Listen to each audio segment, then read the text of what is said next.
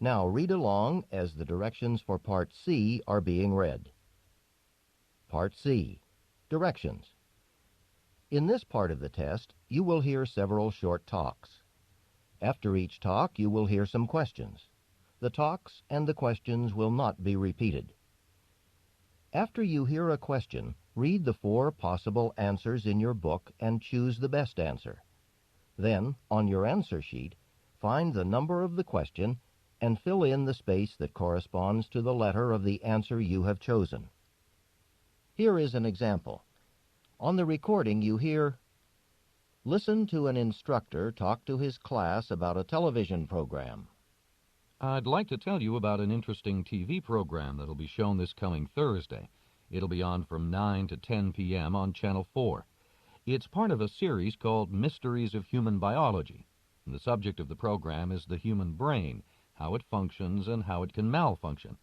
Topics that will be covered are dreams, memory, and depression. These topics are illustrated with outstanding computer animation that makes the explanations easy to follow. Make an effort to see this show. Since we've been studying the nervous system in class, I know you'll find it very helpful. Now listen to a sample question. What is the main purpose of the program? In your test book, you read, A. To demonstrate the latest use of computer graphics. B. To discuss the possibility of an economic depression. C. To explain the workings of the brain. D. To dramatize a famous mystery story. The best answer to the question, "What is the main purpose of the program?" is C. To explain the workings of the brain. Therefore, the correct choice is C. Now listen to another sample question. Why does the speaker recommend watching the program? In your test book, you read, A. It is required of all science majors. B. It will never be shown again. C. It can help viewers improve their memory skills. D. It will help with coursework. The best answer to the question, "Why does the speaker recommend watching the program?" is D. It will help with coursework.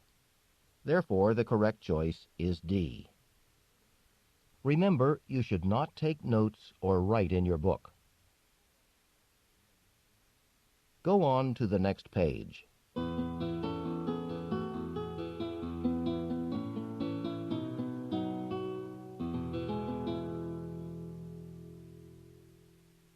Now we will begin Part C with the first talk.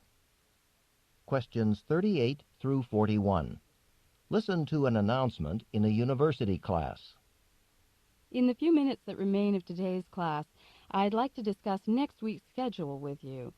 Because I'm presenting a paper at a conference in Detroit on Thursday, I won't be here for either Wednesday's or Friday's class. I will, however, be here for Mondays. Next Friday, a week from today, is the midterm exam, marking the halfway point in the semester. Professor Andrews has agreed to administer the exam. In place of the usual Wednesday class, I've arranged an optional review session. Since it is optional, attendance will not be taken. However, attending the class would be a good idea for those worried about the midterm. So remember, optional class next Wednesday, midterm Friday. Number 38. What is the purpose of the talk?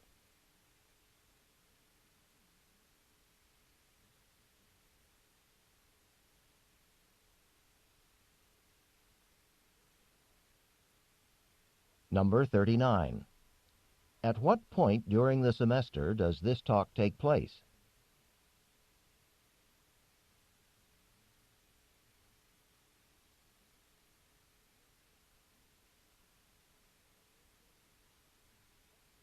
Number 40. What did Professor Andrews agree to do?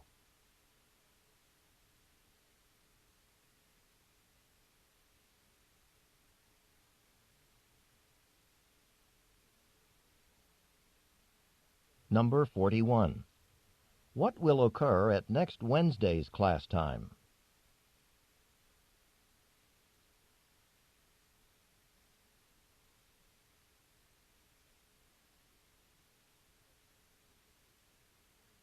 Questions 42 through 46. Listen to part of a talk given in an anthropology class. Today's lecture will center on prehistoric people of the Nevada desert. Now, most of these prehistoric desert people moved across the countryside throughout the year. And you might think that they were wandering aimlessly. Well, far from it. They actually followed a series of carefully planned moves. Where they moved depended on where food was available, places where plants were ripening or fish were spawning. Now, often when these people moved, they carried all their possessions on their backs. But if the journey was long, extra food and tools were sometimes stored in caves or beneath rocks. One of these caves is now an exciting archaeological site. Beyond its small opening is a huge underground grotto. Even though the cave's very large, it was certainly too dark and dusty for the travelers to live in. But it was a great place to hide things, and tremendous amounts of food supplies and artifacts have been found there. The food includes dried fish, seeds, and nuts. The artifacts include stone spear points and knives. The spear points are actually rather small. Here's a picture of some that were found. You can see their size in relation to the hands holding them. Number 42. What is the main subject of this talk?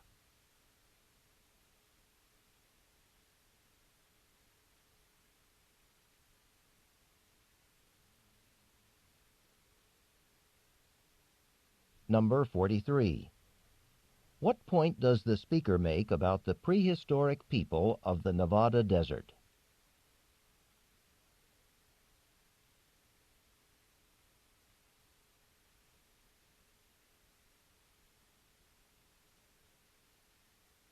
Number 44. Why didn't people live in the cave described by the speaker?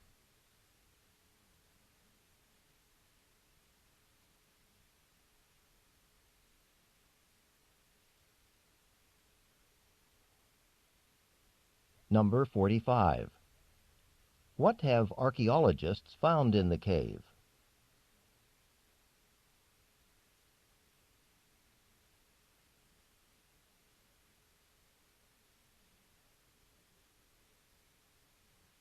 Number 46.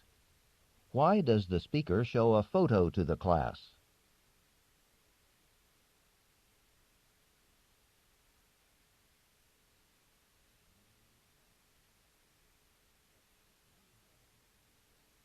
Questions 47 through 50.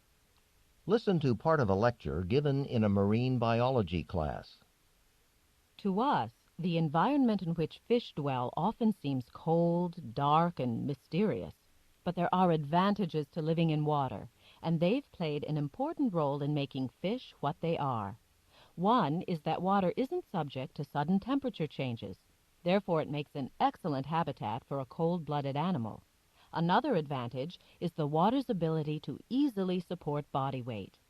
Protoplasm has approximately the same density as water, so a fish in water is almost weightless. This weightlessness in turn means two things. One, a fish can get along with a light weight and simple bone structure. And two, limitations to a fish's size are practically removed. Yet there is one basic difficulty to living in water, the fact that it's incompressible. For a fish to move through water, it must actually shove it aside. Most can do this by wiggling back and forth in snake-like motion. The fish pushes water aside by the forward motion of its head and with the curve of its body and its flexible tail. Next, the water flows back along the fish's narrowing sides, closing in at the tail and helping the fish propel itself forward. The fact that water is incompressible has literally shaped the development of fish. A flat and angular shape can be moved through water only with difficulty, and for this reason, fish have a basic shape that is beautifully adapted to deal with this peculiarity. Number 47. What is the talk mainly about?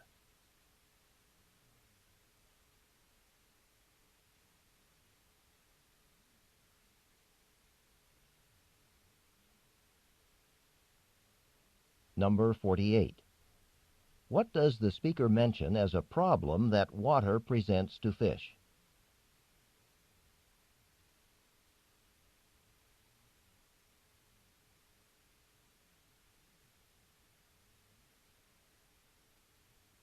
Number 49. The speaker compares a fish's movement with that of what creature?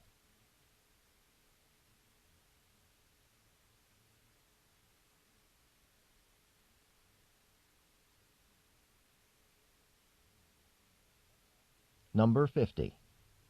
What aspect of a fish does the speaker discuss in the most detail?